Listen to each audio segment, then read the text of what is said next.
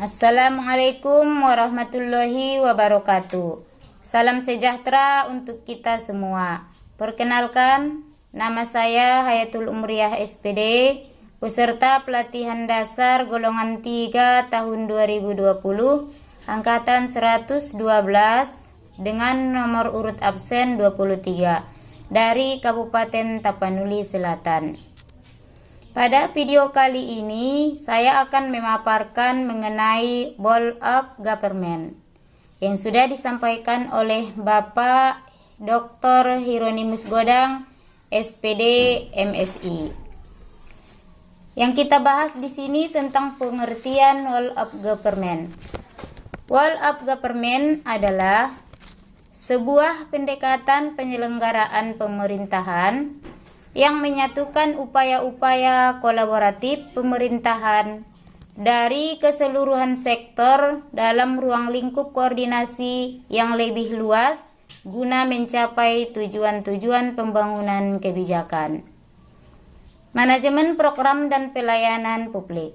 Oleh karenanya, Wall of Government juga dikenal sebagai pendekatan interagensi, yaitu pendekatan yang melibatkan sejumlah kelembagaan yang terkait dengan urusan-urusan yang relevan.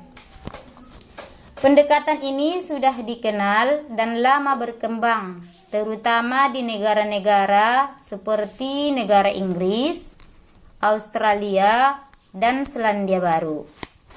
Selanjutnya, mengapa Wall of Government? Terdapat beberapa yang menyebabkan mengapa Wall of Government menjadi penting dan tumbuh sebagai pendekatan yang mendapatkan perhatian dari pemerintah. Pertama adalah adanya faktor-faktor eksternal seperti dorongan publik dan mewujudkan integrasi kebijakan, program pembangunan dan pelayanan agar tercipta penyelenggaraan pemerintahan yang lebih baik. Kedua, terkait faktor-faktor internal dengan adanya fenomena ketimpangan kapasitas sektoral sebagai akibat dari adanya nuansa kompetisi antara sektor dalam pembangunan. Satu sektor bisa menjadi sangat superior terhadap sektor lain, atau masing-masing sektor tumbuh namun tidak berjalan beriringan, melainkan justru kontraproduktif. Masing-masing sektor menganggap bahwa sektornya lebih penting dari yang lainnya.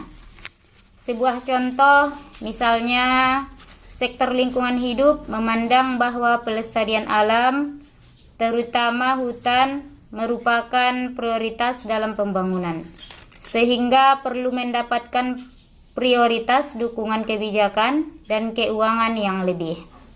Sementara di sisi lain, sektor pertambangan memandang bahwa pembangunan memerlukan modal besar dan hanya tambanglah yang bisa menyediakan. Kedua sektor sangat penting, tetapi nampak ada perbedaan tajam atau bahkan saling bertabrakan dalam perumusan tujuan masing-masing. Selanjutnya, di sektor pendidikan, misalnya lebih berorientasi pada penyiapan sumber daya manusia jangka panjang melalui investasi pendidikan.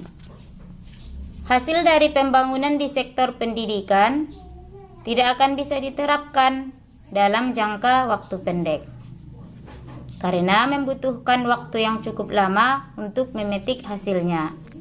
Sementara sektor yang ingin menggerakkan penanaman modal justru memandang bahwa investasi harus segera menghasilkan dalam jangka pendek, karena investasi lebih melihat nilai ekonomis dan keuntungan dalam jangka pendek dari sebuah kegiatan.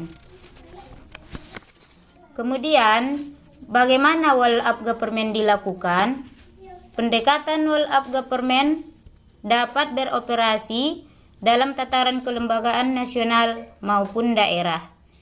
Penataan kelembagaan menjadi sebuah keharusan ketika pendekatan ini diperkenalkan.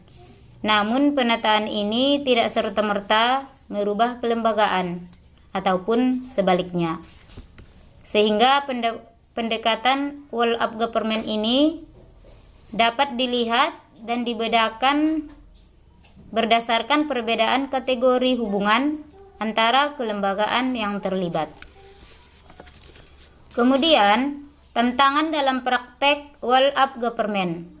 Tantangan yang akan dihadapi dalam penerapan world of government di tataran praktek antara lain sebagai berikut. 1. Kapasitas SDM dan institusi, di mana kapasitas SDM dan institusi yang terlibat dalam world of government tidaklah sama.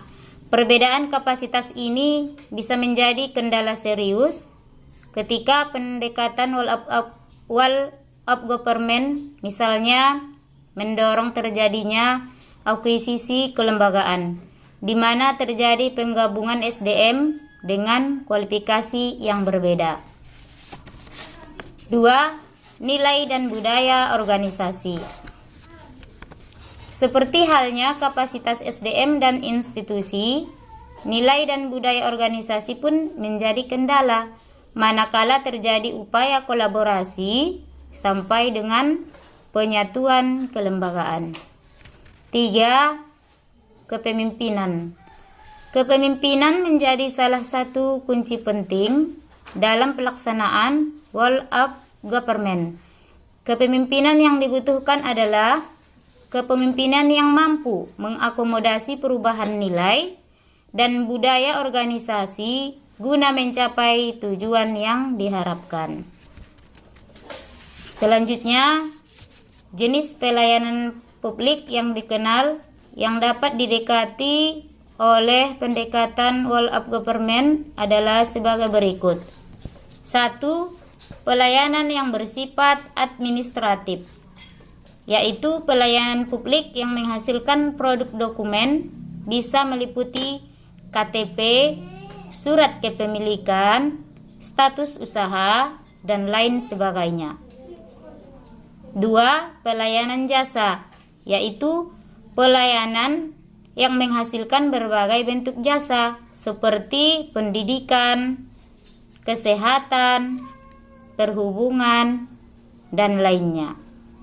3. Pelayanan barang, yaitu pelayanan yang menghasilkan jenis barang yang dibutuhkan warga masyarakat seperti jalan, perumahan, listrik, air bersih, dan sebagainya. Yang keempat, pelayanan regulatif. Pelayanan melalui penegakan hukuman dan peraturan perundang-undangan maupun kebijakan publik yang mengatur sendi-sendi kehidupan masyarakat. Sebagai kesimpulan dari materi ini adalah world of government akan dapat dicapai kalau faktor internal dan faktor eksternal dapat kita terapkan dengan baik. Dan sedikit saran saya di bidang pelayanan jasa seperti pendidikan, kita harus mampu mengakomodasi perubahan nilai dan budaya organisasi guna mencapai tujuan yang diharapkan.